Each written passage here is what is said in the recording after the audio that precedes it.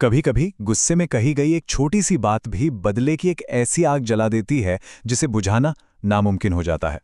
ये कहानी भी कुछ ऐसी ही है, एक ऐसे ही बदले की, जहां एक मामूली सी बहस एक बहुत ही भयानक अंत की वजह बन जाती है।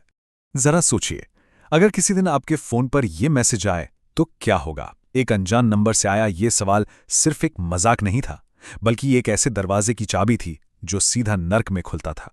तो कहानी के दो मेन कैरेक्टर्स हैं, रोहित और जतिन।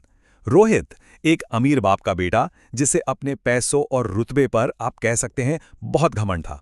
और दूसरा है जतिन, दोस्त तो था रोहित का, लेकिन कहीं ना कहीं अंदर ही अंदर रोहित की बातों से जलता था। और फिर एक दिन कॉलेज की पार्किंग में इनकी दोस्ती में एक दरार पड़ गई। अब सबके सामने कहे गए ये शब्द जतिन के दिल में तीर की तरह चुभ गए। मतलब भिखारी, औकात, इन शब्दों ने उसे अंदर से बिल्कुल तोड़ कर रख दिया। ये कोई मजाक नहीं था, ये भरी महफिल में की गई बेइज्जती थी। और बस यहीं से बदले की असली कहानी शुरू होती है। और फिर आग में घी डालने वाला काम हो गया।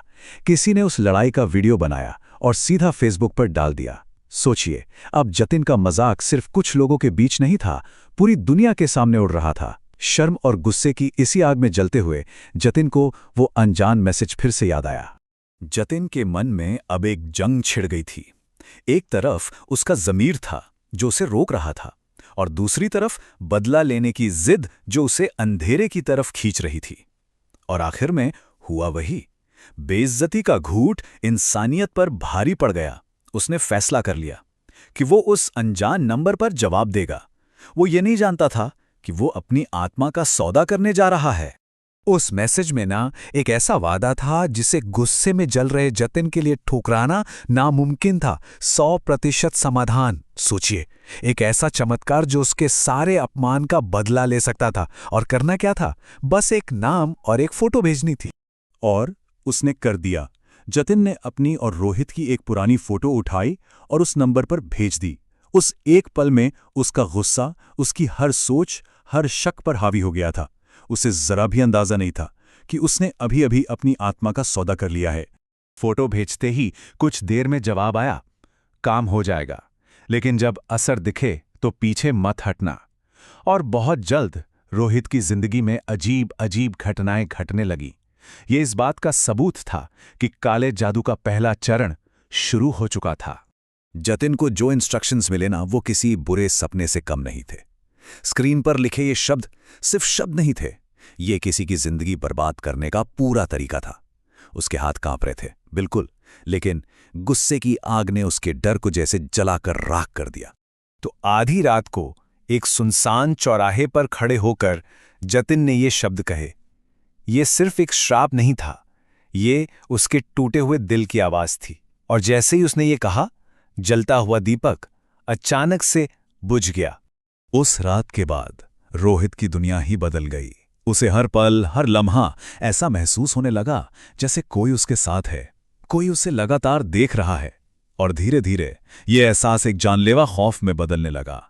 हर गुजरती रात के साथ डर का शिकंजा रोहित पर और कसता जा रहा था। जो चीज पहले सिर्फ एक वहम लगती थी, वो अब एक खौफनाक हकीकत बन चुकी थी। एक ऐसी हकीकत जो उसे धीरे धीरे पागलपन की ओर धकेल रही थी। और फिर आई 7वीं रात, इस खेल का आखिरी पड़ाव। जब रोहित छत पर पहुंचा तो वहां कोई नहीं था, बिल्कुल सन्नाटा। अचानक पीछे से दरवाजा जोर से बंद हुआ और बिरजू भी गायब। रोहित अब उस छत पर बिल्कुल अकेला था, उस काले साये के साथ जो अब ठीक उसके सामने खड़ा था। कहानी अब अपने सबसे भयानक मोड़ पर आ चुकी थी। एक तरफ छत पर रोहित अपनी जिंदगी की लड़ाई लड़ रहा था, और दूसरी तरफ मीलों दूर बैठा जतिन एक ऐसे सच का सामना करने वाला था जो उसकी रूह कपा देने के लिए काफी था। तभी जतिन के फोन पर अचानक एक लाइव वीडियो शुरू हो गया। वही छत का सीन, और फिर वो साया वीडियो से नहीं, सीधा जतिन से बोला, कहा था ना पीछे मत हटना, अब या तो वो मरेगा या फिर तू। सौदा तो एक आत्मा लेकर ही पूरा होगा। जतिन कुछ समझ पाता या कुछ कर पाता, इससे पहले ही वो साया तेजी से रोहित की तरफ बढ़ा। रोहित के पास अब कोई रास्ता नहीं बचा था, और उसने खौफ के मारे छत से छलांग लगा दी। और ये सब जतिन अपनी आंखों से लाइव देख रहा था।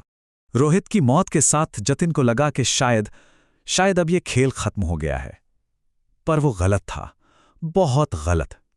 असल खेल तो अब शुरू होने वाला था। एक ऐसा खेल जिसका अंत सिर्फ और सिर्फ मौत थी। दुनिया के लिए तो ये एक सुसाइड था। पुलिस ने केस बंद कर दिया, लेकिन असली सच तो सिर्फ जतिन जानता था। वो बस चुपचाप सब देखता रहा, गिल्ट के बोझ तले दबता हुआ। उसे लगा कि चलो सब खत्म हो गया, लेकिन उसे ये नहीं पता था कि वो उस साये के जाल में अब पूरी तरह से कैद हो चुका है। फिर एक रात जतिन अपने अंधेरे कमरे में अकेला बैठा था। तभी उसका बंद पड़ा फोन अचानक अपने आप ऑन हो गया और स्क्रीन पर वही अनजान नंबर चमक रहा था। ये मैसेज पढ़ते ही जतिन की जैसे सांसें ही रुक गई। उसे समझ आ गया था कि ये कोई वन टाइम डील नहीं थी।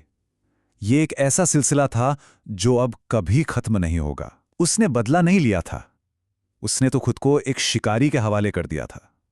एक ऐसा शिकारी जिससे अब और शिकार चाहिए थे। और तभी जतिन को अपने पीछे से एक आवाज सुनाई दी। जब उसने हिम्मत जुटाकर पीछे मुड़कर देखा तो वहां वो काला साया नहीं था, वहां रोहित खड़ा था, ठीक उसी हालत में जिसमें उसकी लाश मिली थी। गर्दन मुड़ी हुई, चेहरा नीला और उसकी आंखों में अब सिर्फ बदला था।